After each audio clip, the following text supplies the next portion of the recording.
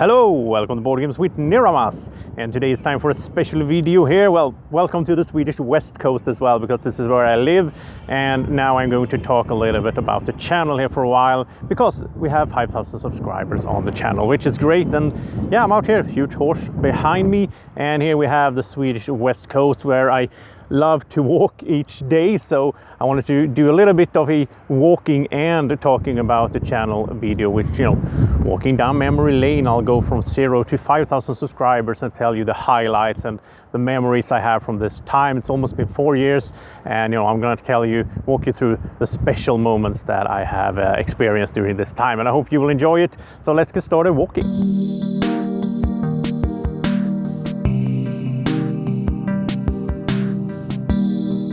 So this is a very special place for me. This is the beach, actually, where sort of the channel started at the first place. Well, as you can see here, you might recognize the spot, because this is what I have in my intro, right? With the beach and the Draco and the sand and all that. Actually, my friend Martin joined me and we went down here. I think we spent like 2 hours here almost 4 years ago at this exact spot, and we were putting these seashells in the sand and putting down the name there. And I still kept that image, though, even though my intro today, I mean, it might be a bit rough, to say the least. It could be very it could need some brushing up and all that, but at the same time, you don't really want to change an intro. It's sort of gets stuck into your brand and to your channel, right? So I've been hesitant to bring in something new. I mean, I've been thinking about having like an animated Draco flying in, putting out fire all over the screen, something cool like that. But we'll see. Maybe someday we'll move on from this cliff and the beach, and we'll do some other kind of intro as well. We'll see how that goes. So let's keep moving, and I'll tell you a little bit about Draco. And here we have the actual beach walk that we have here in my hometown. There's a bit of wood here, so we can walk along the ocean. They made a little funny thing here. It's basically a bridge, and this is a smaller version of the large one that you can see in the far away in the background there. We have our bridge that we are so proud of here. We even had the Swedish king being here, I think, I don't know, 15 years ago, and he was cutting some tape and so on for that bridge. And as I said, I do want to talk a little bit about Draco, and why is Draco on the channel? Who is Draco? Where does he come from? And so when I was going to start, I told my friend Andreas about I wanted to make YouTube videos about board games, right? And so he said, well, who are you going to play against? I mean, should it just be like the red player and the green player, or should you have an actual opponent? And we've been watching a lot of Rado runs through, especially at that time on YouTube, and he's playing against his well, not imaginary, because she actually exists, but he's playing against Jen, his wife. And so we started talking about this, like, who should be my Jen? And that's when Draco, he was hanging out at my house, and I realized, well, he could be my opponent, right? He's a funny looking guy. So Draco has been an excellent opponent in these years of making YouTube videos, and he does a really good job of holding the game boxes as well, because somebody got to do that job. I mean, I can't do that and play the game at the same time. So I'm so thankful to Draco for all the help he's given me all this time, and he just loves hugging those boxes. All right, so the winds are picking up here. I hope that you can still hear me. So yeah, I wanted to tell you a bit about how I met Draco. So it was back in 2012 that I went to Gran Canaria with my girlfriend at the time, and we went to this really weird little touristy style casino in which I played, I think I put in like €1 and played a slot machine and won some kind of jackpot or whatever, and I got to pick whatever I wanted from the prize pool. And in the corner there was a little cute dragon sitting all by himself, and there's no other plush animals or anything around. It was just like fake watches and whatever. So we said we have to take him home to Sweden and take care of him, and it turned out that he was actually a board gamer as well. I mean, who would have known? And the first video that I posted, well, actually the first video that I made was Castles of Burgundy, a run through, and that one I never posted because it didn't turn out that well. It wasn't that easy to film and talk at the same time at first, and my English was a bit rusty. Well, it might still be, but at least these days I do practice it a lot. So yeah, the first video that was posted on the channel was Seven Wonders Duel, and I did that together with Martin. So we did that 2-player style. Well, it's a 2-player game, but I didn't play against Draco in that first video that I posted. So I mean, Draco was still there, he was holding the box, being the judge and all that. But yeah, so that was pretty funny. Looking at it now, it's not that great of a video. I mean, the quality and everything, that that has been improved, but it's also fun to do that, to go back and watch something that you made 4 years ago and just see that the progress and the development, and not just in technical terms and technical quality, but also like in how comfortable I feel in front of the camera, basically, and talking to the camera, talking to you guys and girls watching at home. Yeah, so now I'm into the, I strayed a little bit from the ocean. I was thinking this would be a little less windy for you, or for the microphone. So I hope it is. And this is also a nice little path that I usually walk here, where it's sort of it's these old houses, and at this spot I usually see some rabbits running around here. I think they live close by.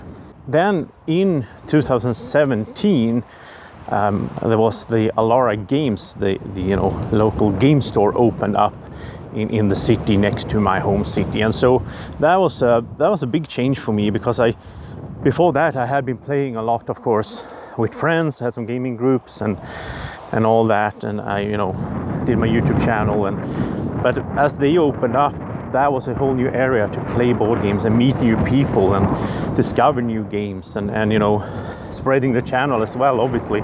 And that was a lot of fun, and they helped me out, spread the word a little bit. We had some events there as well. Had my first DracoCon there, and some gaming nights and so on every week, and that was really fun times. These days I have the Game Maniacs, the store in Lidköping, which is another city quite close to me. They are the main sponsor for the channel, which I'm very happy for. I'm really happy for that. And they will, they have some game events and some gaming area in the store as well. So in the future I will be there for some gaming events and so on as well. But of course now, with everything that's happening in the world now, I'm staying away. And another sort of milestone in my mind, a strong memory for me, was when I love Terra Mystica, play that a bunch, and then they announced that there was a new one coming, the Gaia project, and so I got invited to be in the final beta testing. Of course I said yes. I was very excited for that, and that felt really huge back then, and so we did with the friends, with my gaming group. We played a few times, they recorded, sent them the information on how the games went for the balancing and all that. And so to this day my name is on the Gaia project box, which is really cool, on the side there with all the beta testers. That feels really cool, since it turned out it's actually one of my favorite games as well. And also I got to do an early playthrough with the prototype copy, and that was really cool.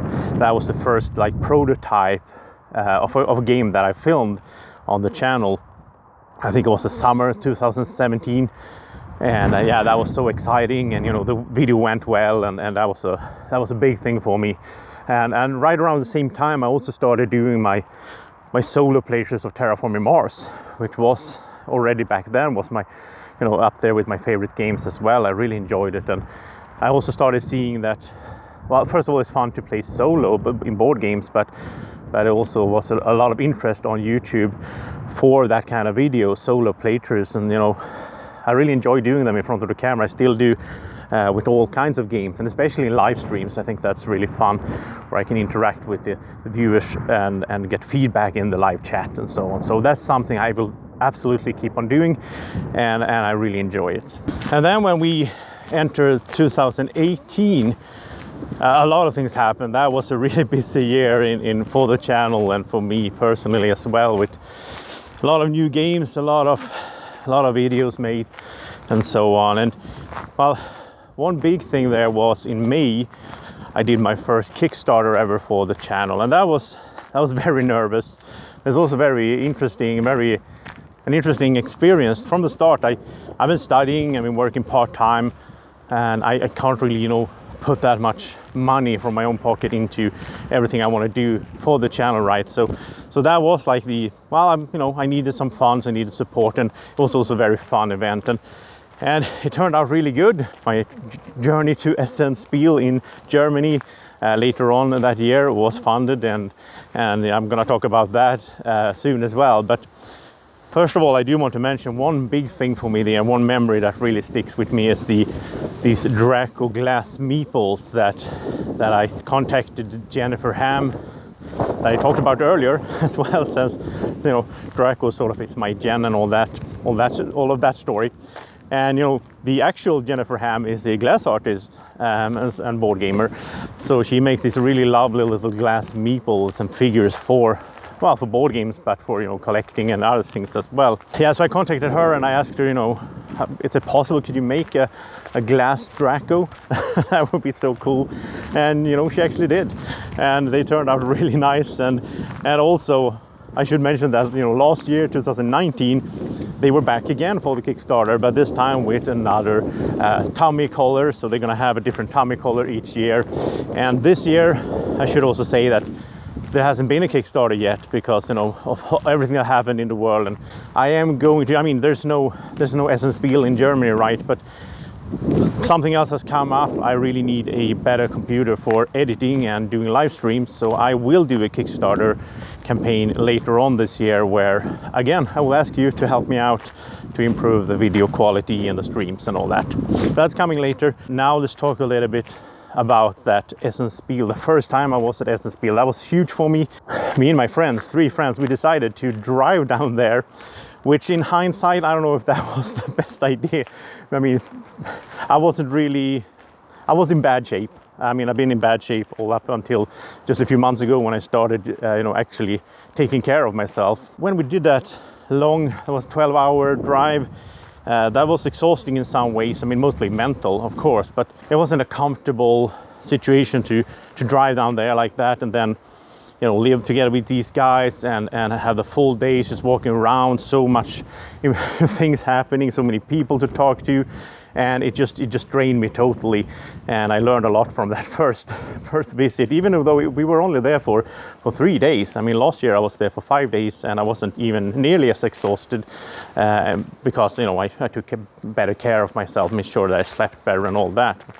Now also, next time I'm hoping for 2021 to be in Essenspiel, in the big halls and in good shape, and be able to walk around and carry around a lot of games and so on without being exhausted, so I have energy to actually, you know, enjoy the evenings as well, playing games and so on, which is a big part of it as well. It's really fun to meet everyone down there and sit in the hotel lobby and all that and play games. So that first year was really a big thing. It was like, I mean, my impression when I walked in there was like Christmas Eve when I was a kid, basically, for a board gamer. Everywhere you look, there's board games, there's new games, there's old games, there's people that love games. You can start talking to people because everybody's there for the same reason. Everybody loves games. So such an incredible experience. And with publishers, all the publishers, meeting the celebrities as well. You know, I got a bit starstruck when I met Tom Vassell. that was really cool, and he actually gave Draco a kiss as well. So I don't know, Draco was a bit scared after that. Draco asked me last time when I was going there, it's like, is the guy with the tall guy with the hat, is he gonna be there?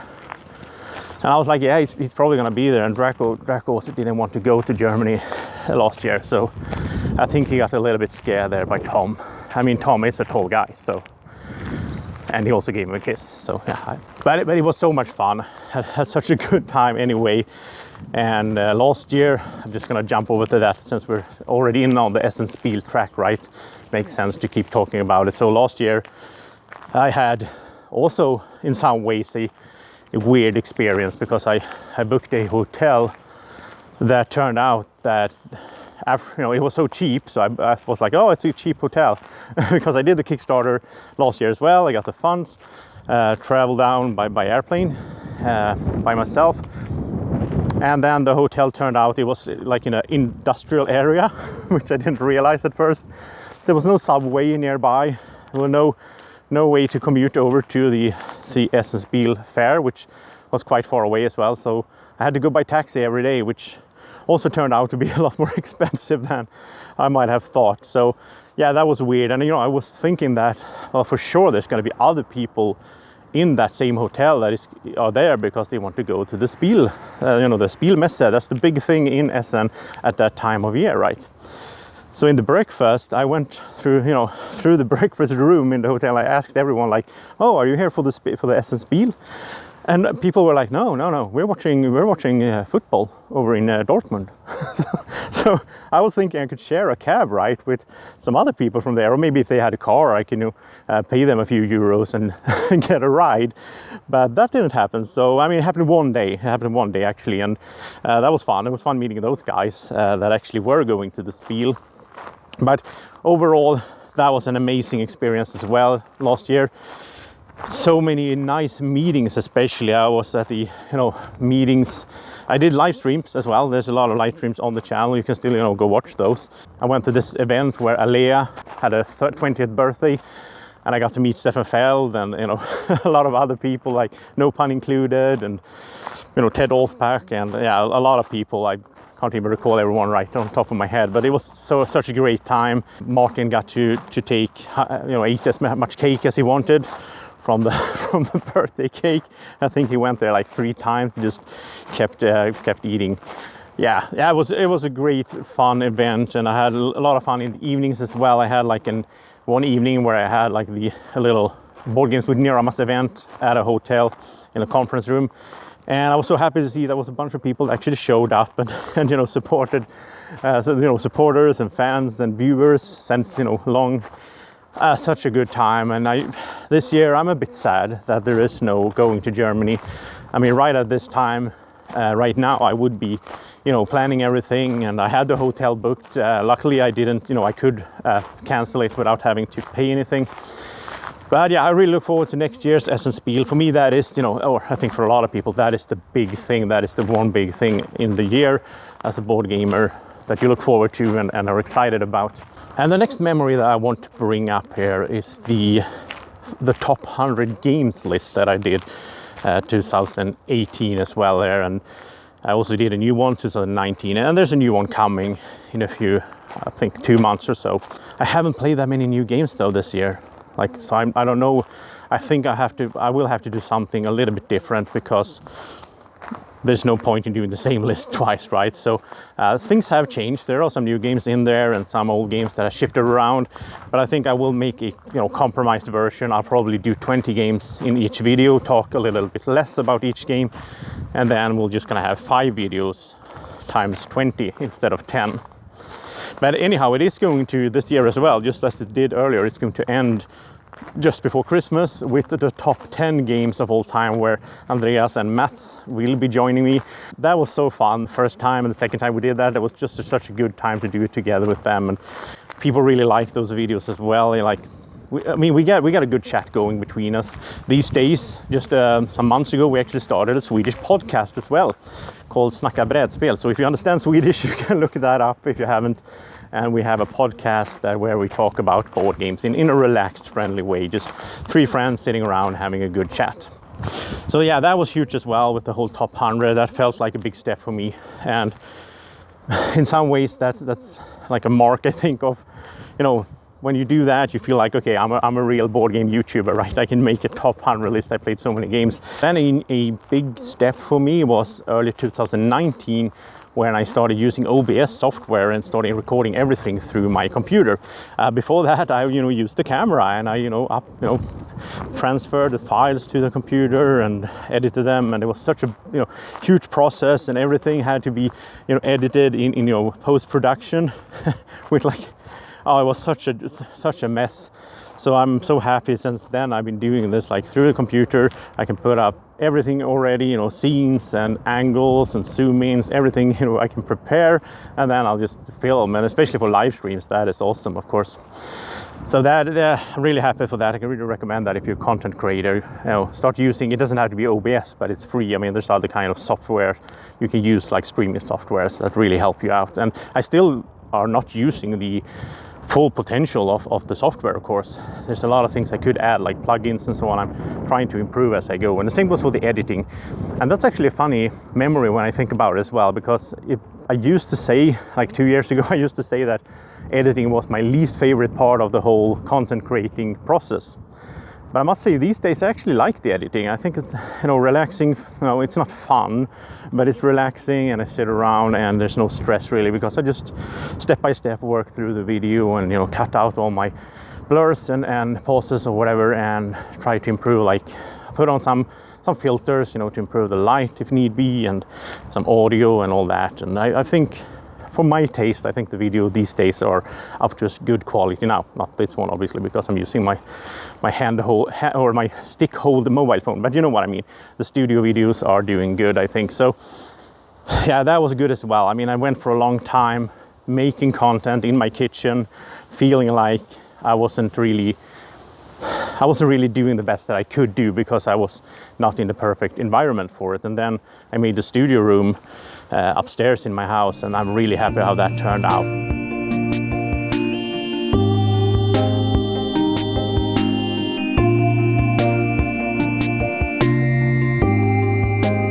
So, getting close to the end of my daily walk here.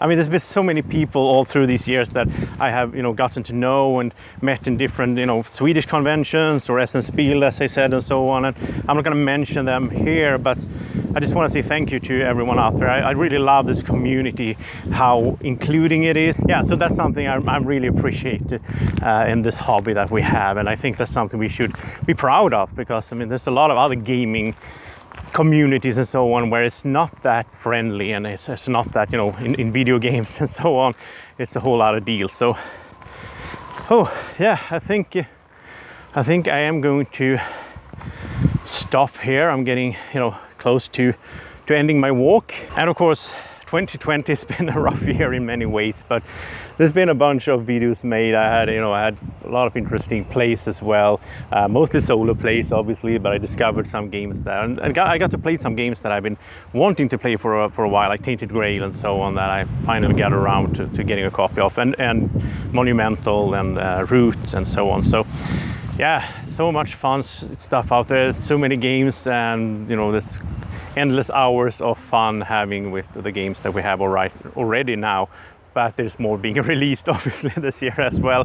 So I look forward to playing even more games coming up here, and we'll soon have the Spiel where I will be live streaming games, and I have like digital accreditation, so I will have my videos posted on the actual Spiel site as well, which is going to be cool.